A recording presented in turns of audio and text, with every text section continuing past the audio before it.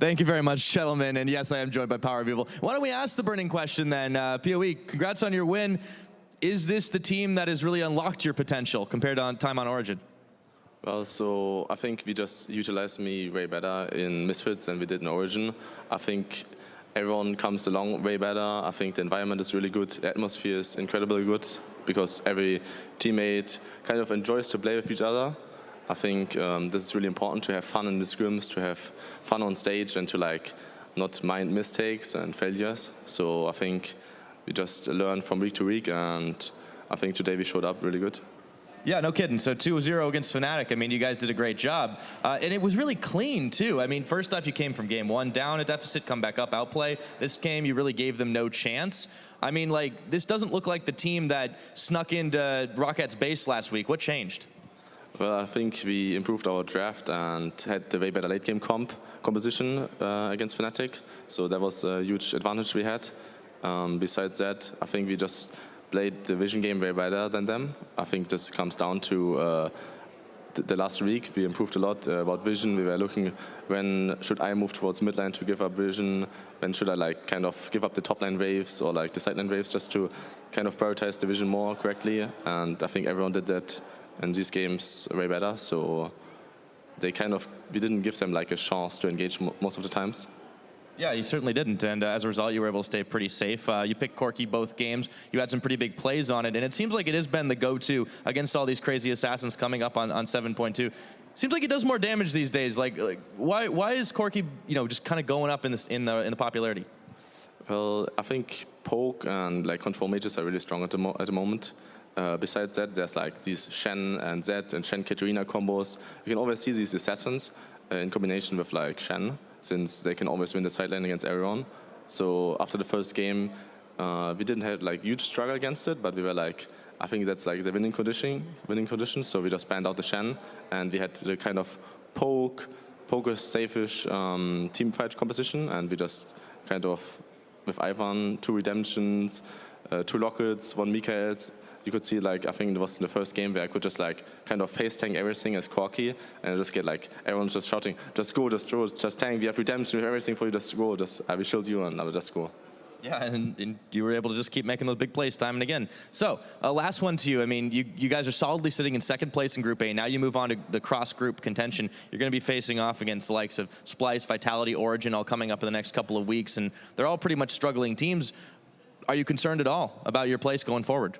Well, so obviously we don't know that much about our opponent group yet. I think we're going to have a good shot since I think we are right now second in our group, and I think it shows that in our players that we can win against everyone. We could even take games against Gamers too, and I think the next time we meet them, we can probably take the series as well.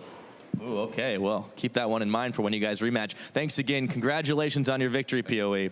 And for now, we will send it off to the analyst desk for the post-game lobby.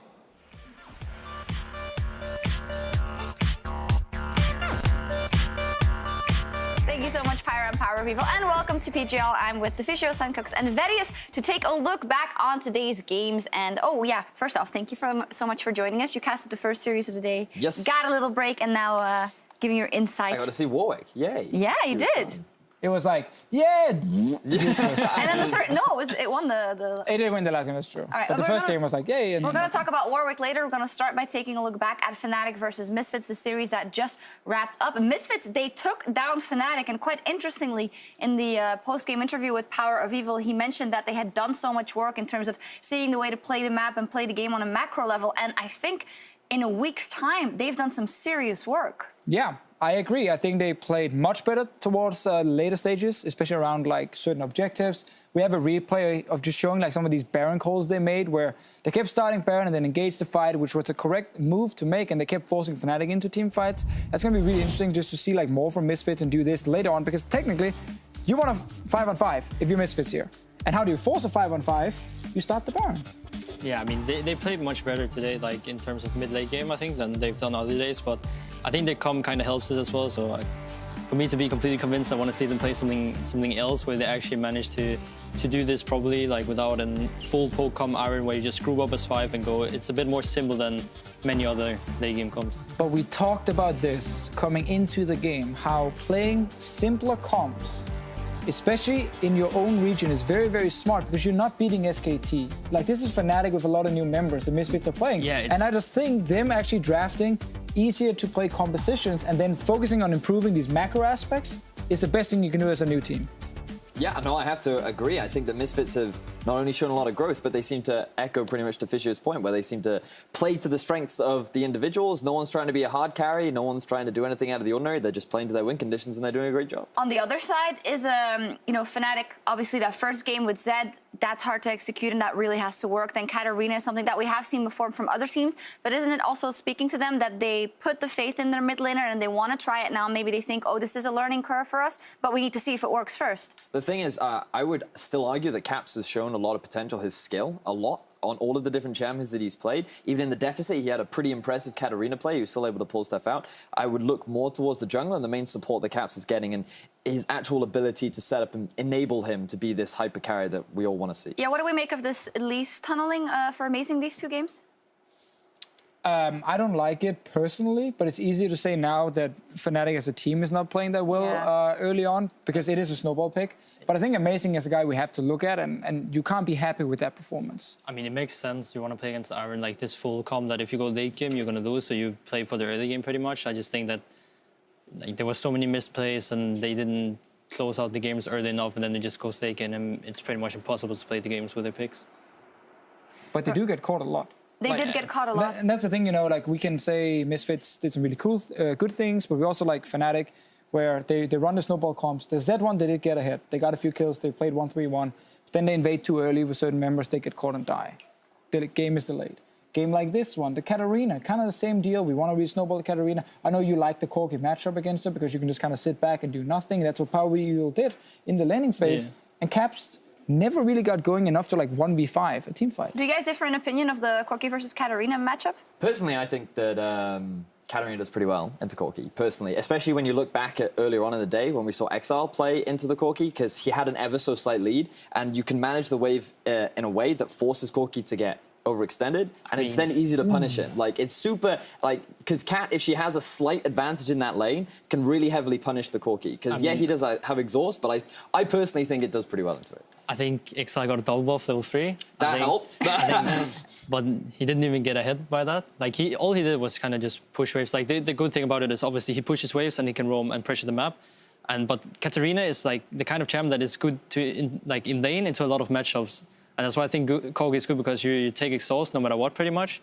And you have, after 6, you have a really easy time just staying back and clear the wave, and you can actually sometimes clear it before her and get the pressure out. And that's why I think Corgi can be pretty good against it. Can be. Let's take a look at your series, Unicorns of Love versus Splice, because obviously it was the other way around in that one. We're going to take a look at some of the replays from earlier in the day. In the end, do you think it came down to picks and bans, champions picks, or in the end, is Unicorns of Love just a step ahead of Splice for now? I mean, I think we did so many misplays today in the early game that they got a lead every single game, and that's kind of I think that was the hardest part for us, not surviving early at all, and then it just kind of snowballed from there. The first game, we were kind of lucky that they did a greedy Baron and aggregated a package on like 5 members, but I don't think we should have won that game either, so. I think in general, like, yeah, you can say that we're a step ahead, but I think we did too many mistakes. Can I ask you about these Baron setups? Because you guys ended up losing 2, which was definitely very unfortunate. But I'm just curious as to, like, what goes through the mind of a team when you are setting up for Baron, when you just have to make that decision between turning and committing to the objective? I mean, the first time, it was kind of a risky one because Warwick was alive, and he could go in for the smite steal. I think we had to take it though either way because we were not in the best state, and I think we had to take the risk of taking it. And even if they commit, we killed all members, so they had no Nash buffs. But the second Baron steal, that shouldn't just happen. Like, it was Varus and Lulu Q's, and I mean, I think Trashy was a bit tilted about it, but we just need to get through it as a team. I think we watched it again, and it was only Lulu. Yeah, it was only Lulu. So basically, Baron was on 725 HP. Smite would deal 850 from Trashy. Someone bursts the Baron, and he doesn't smite, so he's obviously late on the smite there, but someone also bursts it down to 100, and then Glitter Lance flies. Glitter Lance did 107 damage to take the Baron, while you guys did 12.5k damage. So obviously it's on the jungler right there, because there was plenty of time. We at least won that game, so it doesn't matter that much.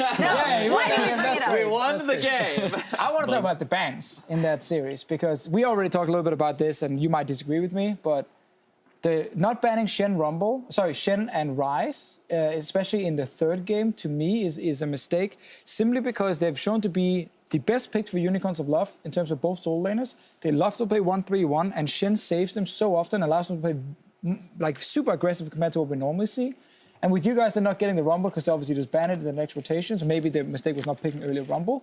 But I think that was a mistake from you guys, not just going Ivern, Ryze, Shen. Screw Zyra and Malzahar. Like, Hylissang has a lot of picks he's using anyway, and just get rid of those. I mean, I can agree on the Ryze ban maybe because he's really comfortable in champ. Like, he was one of the first to bring it ever into competitive play as well, the new Ryze. But I don't think Shen is like that strong. As like, even though they like to play it, and because then Exile can play up and forward, and then they can play 1-3-1.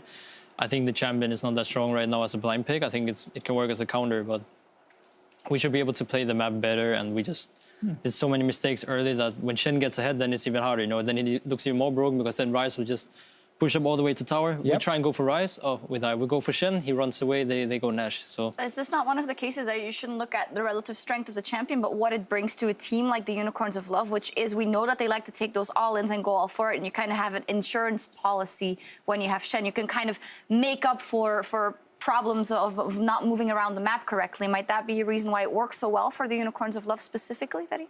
I mean, it could very well be. We've seen that fairly consistently, Chachi has either gone towards Shen or Poppy. They seem to be the only two top laners that he's putting a lot of emphasis on, which is very much the Grasp of the Undying route. And given the recent nerfs to Courage of the Colossus, I feel like Chachi's in a pretty good spot right now.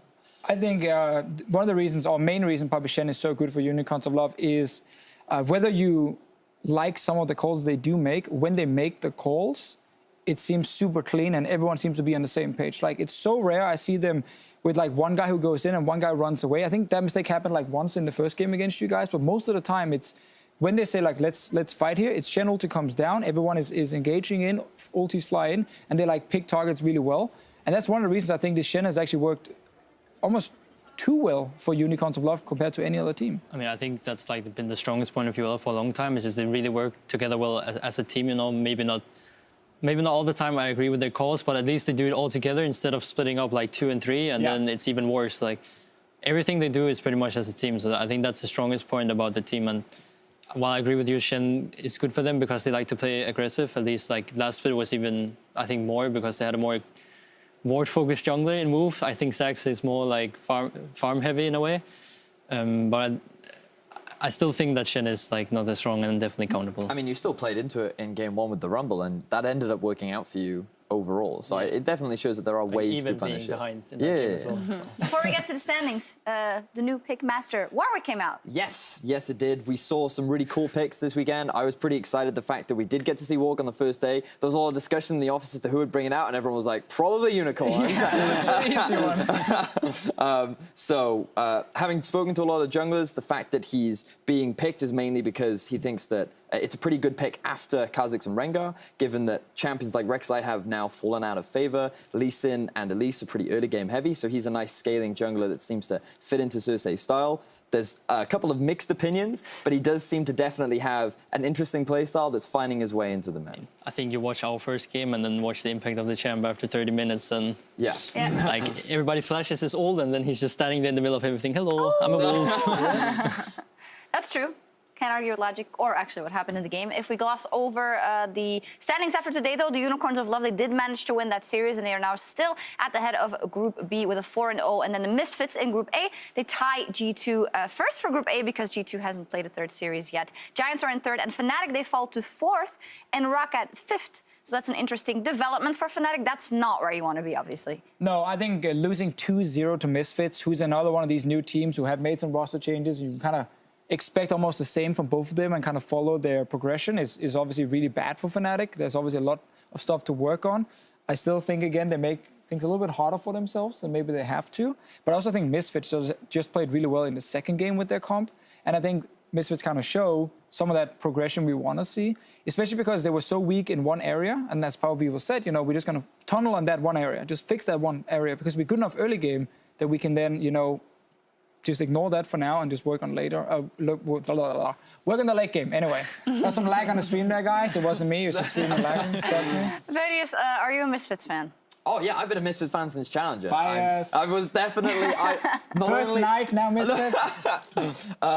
It's got nothing to do with the fact that Alfari is Welsh, I promise. But I actually think that there was a lot of hype coming into them. I know it was mainly surrounded players like Hans Sommer because of his dominance in the Challenger scene, but I think that was quickly debunked very early on into the split, given that Alfari was one of the big shining stars, Ignar in particular, and today we're seeing that Power of Evil has really come out of his shell. Yeah, too. what do we make of this? Power of Evil, it didn't work for him on Origin, and you can't say, of course, there were problems with that organization, but on the other hand, he never really carried that many games either. There was like the champion pool rumblings. What do you think it is that Power of Evil now seems to do better on this team? Was it just a change of pace, or do you not see as much improvement as maybe in this game was shown? I mean, he doesn't really have to be the main carrier on this team. I think like their two sides, like top and bot, is like, I know both of them really wants to be the carriers. Like Alfari likes to play stuff like Jason this, and Hansama Ignar looks to play very aggressive, even though Ignar obviously roams a lot, likes to take control of the map. But I think Power of Evil is just stable. And in this meta right now, where Syndra is in and Casher is like his two champions pretty much to play, so I think it's pretty good state for him. Yeah, we had a bit of a talk during the game about possible best mid laners in EU, and you said, well, for me, Caps and Febevan take that place for now. Why exactly? What about their playstyle? I mean, I just think both of them really know how and when to punish, and like the way they play the lane is much better than, I would say, a lot of mid laners in EU right now. I just think in general, like their mechanics is just, I think they're just so much ahead in mechanics than other players. But I think one of the weakness points of like Caps is that obviously he's new and his game knowledge is not that great. And I think sometimes he doesn't play like how he could on side lane. When he plays stuff like Zed and Katarina, like stuff that has to go side lane, then he seems to lag a bit. Yeah, I think Febevan has been like the best overall performing member, but also because, as you just highlighted, like he knows what to do after laning phase, and I think he's been very solid. There were maybe some issues in the Unicorns of Love game in terms of team fighting and like picking the right targets, but that's very often also a team thing, like they're calling specific.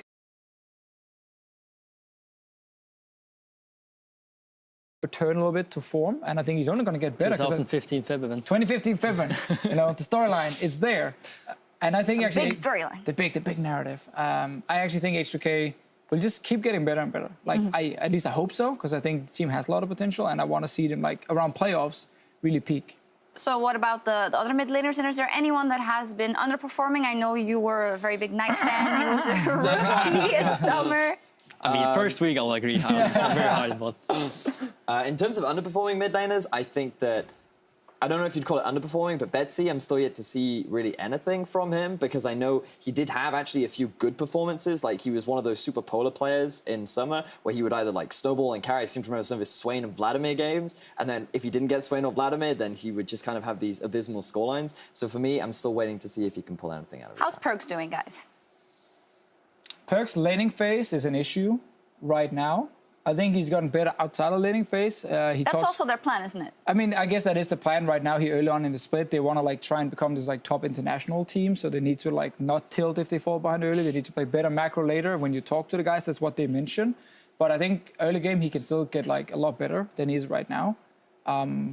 So it's actually hard to say like where I would rank Perks on the overall mid lane list. We don't need to rank unless you want to. All right, let's not one or rank two him, then. apparently. everybody knows he has the potential to like become the best again that he probably was like back in spring last year when he got into LCS. I just feel like right now he doesn't play as aggressive, like as mechanic focused as he was. Like he was really confident how he played before. He would play up, and then Trick would be there if you try something with jungler, and if it wasn't with jungler, then he could outplay you 1v1 really easily. So I think that's what he kind of miss at the moment. And he talked about it, like he said it himself. He legit said, I'm not focusing just on mechanics, focusing on like, especially like the mental part of the game, like never tilting, which is something that's been a problem in the past. So I think it's cool to see like a player grow in that sense and kind of realize what some big issues are, because you can have the best mechanics in the world. If you get ganked early and die and you didn't tilt, you're useless. Like you won't do anything for your team. Do you think Perks has it in him to get to the level of what we call in recent history the strongest mid lane performance of an EU, which is 2015 MSI Febevan? The panel, you don't. I'm just pretty sure. Doesn't Björksen count? He's Danish. I mean, he counts here in Europe. I mean, yeah, I think he has the potential, like, but I think so many people has the potential to, like, it just depends on how much you practice, how much you want. you want to get it. Like I also think it's somewhat of a meta-dependent thing because for a while, back in summer, we had a lot of control mages, and you could argue that maybe a lot of mid laners had the opportunity to shine. But I think that with more assassins coming back in and Perks being allowed to pick more cover champions, I think maybe there's more of a potential. It also comes down to the team a lot. Like, we have to remember 2015 February when he was so good. Had Huni Rainover on one side, who was just going off in every game, and a very stable bot lane and a great shot call as well in the bottom lane. So I think if you have the correct team around you who's also setting you up and the meta fits you, then yes. Let me turn it around. Which mid laner, in your eyes, is not living up to his potential? Not living up like right now. like right now. I would say if you look at 2016 and then the beginning of now. I mean, in first of all, I think spring split now, there's a bit more competition in the mid lane than there was in summer split. We have some, like again, Caps coming in, Febivent now on H2K, which seems to fit him better, which is looking much better. So in that case, it's harder to say, let's take a Betsy again. It's harder to say, like, is Betsy playing worse? Or is he playing at his level? And it was just weaker mid lane pool last split that made him look better. I think that one is actually hard to say. Pavil could have been one to look at, but now he had a really good performance here. What about you? About me? Yeah, like honest question. Do you think right now you're actually like playing under your potential? Maybe not on stage because I don't think we have had the best showings right now. But nah, I wouldn't say because obviously I can talk about scrimmage, you know, but people don't care about that because it doesn't like really show for anything. So I would say no, not really, not right now. I think at Worlds it was like a pretty good performance. Like personally for myself, like everybody was talking about how my laning was so bad and that get behind 10 CS, the 10 CS meme. So I mean, I think I worked on that quite a lot. I think in scrims I'm trying to be more aggressive, and it just hasn't really shown that much on stage yet. Except for the Mordekaiser. The Mordekaiser is great. great. We love that. I think maybe Knight is a guy I want to look at. That's like I actually forgot him. Yeah, I actually think Knight is like Case in point. he had good showing towards the last half of the split last year, but I feel like now he's just kind of. He's very consistent right now. I mean, he had a really good performance against Fnatic. And then he had some really bad ones Yeah, before. He did, lost yeah. tower 3 games in a row against Fnatic, you know, like... Getting caught off randomly at side lanes, being like, I can take Sorry, you. did we interrupt? Were you... No. Okay. I want to make sure you can actually say your point. Well, we'll see both Perks and Knight and Febivent and Nukeduck tomorrow, because H2K will be facing Vitality, and then G2 will take to the Rift against the Giants. We didn't actually mention Nukeduck yet. How's he doing? I think Nukeduck is doing good though. I think he's the shining light of the team. Vitality roster? I agree so far. Especially think his Talia games, when he can roam to side lanes, have been actually very effective. So far I've been happy with Nukeduck. Year of Nukeduck maybe, who knows? Year of Nukeduck? Year of Nukeduck, Deficio 2017. There we go. And on that note, I think we can log off. Thank you guys very much for joining us. Sankooks, thank you so much for joining us as well. Thank you. Join us tomorrow at 5 p.m. Central European Time. That is 8 a.m. Pacific for more European League of Legends goodness. Au revoir. Farvel. Hi. See ya. Peace.